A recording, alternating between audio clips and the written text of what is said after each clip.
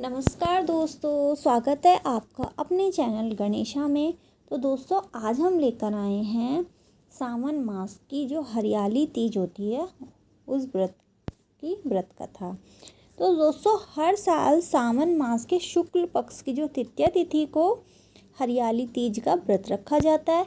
इस दिन हरियाली तीज का व्रत 27 जुलाई रविवार को रखा जाएगा। तो दोस्तों, ये जो व्रत रखा जाता है ये अखंड सौभाग्य के लिए सुहागिन जो महिलाएं होती हैं इस दिन माता पार्वती और शिवजी जी की विधिवत पूजा करती हैं। और दोस्तों, किसी किसी के यहाँ पे व्रत होता है और किसी के यहाँ पे खाली अच्छा खाना वगैरह बना लेते हैं, इतना ही होता है। और किसी किसी के यहाँ पे प्रॉपर जैसे करवा चौथ वगैरह का और ये पूजा होती है उस तरीके से मतलब करते हैं। लेकिन अभी जो हम लेकर आए हैं जिनके यहाँ पे हरियाली तीज व्रत होता है उनके लिए हरियाली तीज व्रत की कथा। तो सावन मास में पड़ने के कारण इसे श्रावणी तीज भी कहा जाता है। इसे जो है सुहागिन महिलाएं जो हैं पति की लंबी आयु और अच्छे स्वास्थ्य के लिए पूजा करने के साथ व्रत रखती हैं। इसके साथ ही कुंवारी कन्याएं मनचाहा जीवन साथी पाने या फिर शादी में आ रही अड़चन से निजात पाने के लिए इस व्रत को रखती हैं। इस दिन शिव पार्वती जी की विधिवत पूजा करने के साथ और शिव पार्वती चालीसा के साथ इस व्रत को रखा जाता है और पाठ पढ़ा जाता है। और मान्यता है कि हरियाली तीज को इस व्रत कथा का पाठ करने से आपकी पूजा पूर्ण हो जाती है। तो चलिए जानते हैं हरियाली तीज की कथा। पुराणों में हरियाली तीज की यह कथा काफ़ी प्रचलित है। कहा जाता है कि स्वयं भगवान शिव ने माता पार्वती को उनके पूर्व जन्म के बारे में याद दिलाने के लिए यह कथा सुनाई थी। तो दोस्तों, शिव जी कहते हैं, हे पार्वती, बहुत समय पहले की बात है जब तुमने हिमालय पर मुझे वर के रूप में पाने के लिए कठोर तप किया था। इस दौरान तुमने अन्न जल त्याग कर सूखे पत्ते चबाकर दिन बिताए थे।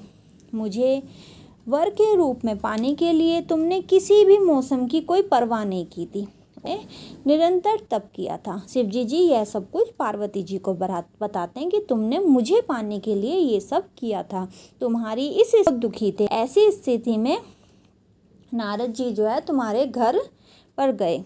वो गए वहाँ पर। जब तुम्हारे पिता ने नारद जी से उनके आगमन का कारण पूछा तो नारद जी बोले, हे गिरिराज, मैं भगवान विष्णु के भेजने पर यहाँ आया हूँ। आपकी कन्या की घोर तप में मैं आपकी राय जानना चाहता हूँ।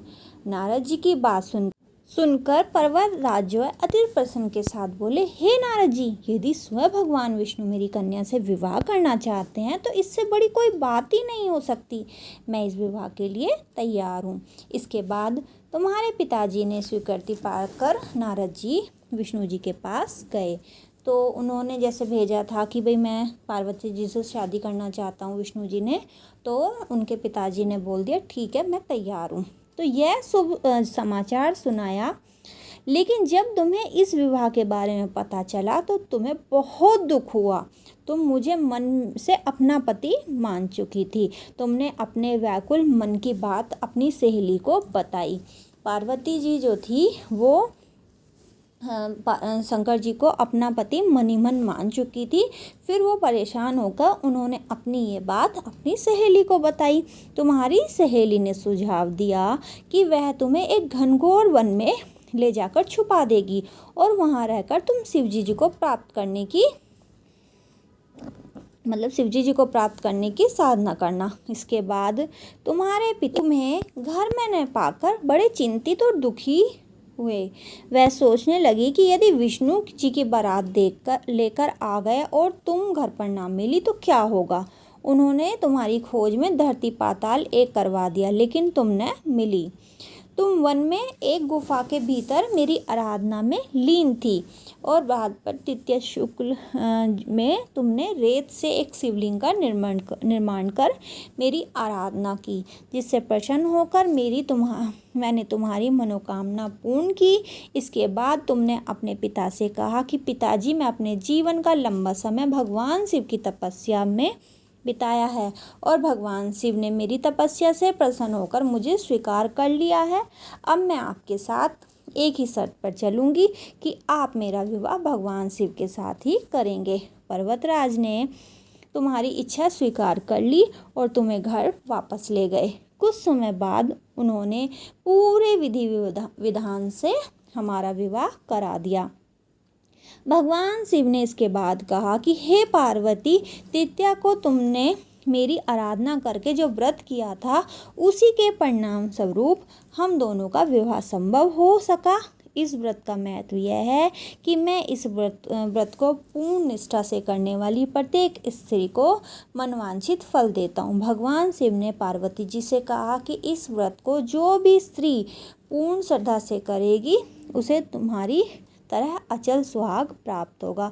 तो दोस्तों, जैसे पार्वती जी को अपने शिव जी मिले और सभी मतलब जो महिलाएं होती हैं, स्त्रियां होती हैं, सभी के मतलब पति की खूब लंबी आयु हो, जीवन में खूब तरक्की करें और सभी का सुहाग अमर रहे। तो दोस्तों, वीडियो कैसी लगी कमेंट सेक्शन में ज़रूर बताइएगा और सभी को हरियाली तीज की बहुत बहुत शुभकामनाएं। और दोस्तों, अगर आप मेरे चैनल पर पहली बार आए हैं तो प्लीज़ चैनल को लाइक शेयर एंड सब्सक्राइब कर लीजिएगा और बेल आइकन का बटन भी प्रेस कर लीजिएगा, जिससे कि ऐसी अच्छी अच्छी कथाएँ हम आपके लिए लाएँ और आप टाइम से सुन सकें।